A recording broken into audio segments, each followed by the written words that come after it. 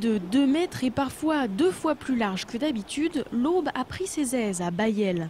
Après une année 2011 assez sèche, la rivière n'a pas su absorber les fortes précipitations de décembre et début janvier. Au pied de l'ancienne usine hydroélectrique, l'Aube est vive et la petite plage a disparu. Francis Delaborde habite ici depuis une vingtaine d'années. Il a vu une seule fois la rivière engloutir son jardin. Il n'est pas inquiet. C'est pas catastrophique, quoi. Je veux dire, c'est pas... Personne n'est inondé, c'est que des champs, c'est pas... Donc actuellement, il n'y a plus de culture, il n'y a plus rien, donc il n'y a pas de dégâts, il n'y a aucun dégât occasionné par la montée des eaux, quoi. Oui, elle est haute, mais c'est pas extraordinaire, on a déjà vu plus haut. Il y a encore de la marche avant de noyer, hein.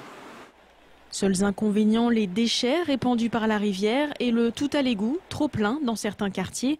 Mais même quand leurs choux ont les pieds dans l'eau, les habitants prennent cette crue avec philosophie. Rien d'inquiétant, nous on a la chance que l'eau ne court pas. C'est la nappe qui monte, l'eau reste claire, comme vous pouvez le regarder. C'est pas un souci. Non, puis on est d'ici, je veux dire, on est né ici, on sait ce qui se passe, on connaît les niveaux. Au jour d'aujourd'hui, maintenant tout le monde s'alerte, tout le monde a peur pour un rien, c'est le gros souci, hein. Bon. Je vais même vous dire, dans le temps où tout le monde sortait, c'était la rigolade du soir, hein. Bon, voilà. Pourtant, Baillel fait partie d'une zone à risque en termes d'inondation. Comme 134 autres communes du département, elle doit établir un plan de sauvegarde communal. C'est une obligation de la préfecture. Ce plan précise la marche à suivre en cas de risque majeur. Il sera voté au prochain conseil municipal d'ici mi-février. Donc, même s'il y a d'autres inondations au printemps, comme le pressent le maire, les autorités sont parées. Il risque d'en avoir une, hein, c'est sûr, mais nous on a toutes nos précautions prises voilà, pour accueillir les personnes en difficulté. On a prévu tout ce qu'il fallait.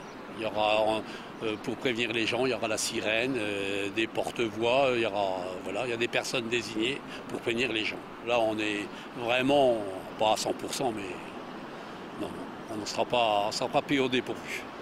Aujourd'hui, seuls un chemin et une route sont bloqués depuis début janvier. D'après Météo France, il pleut en moyenne moitié plus dans le sud-est du département qu'ailleurs dans l'Aube.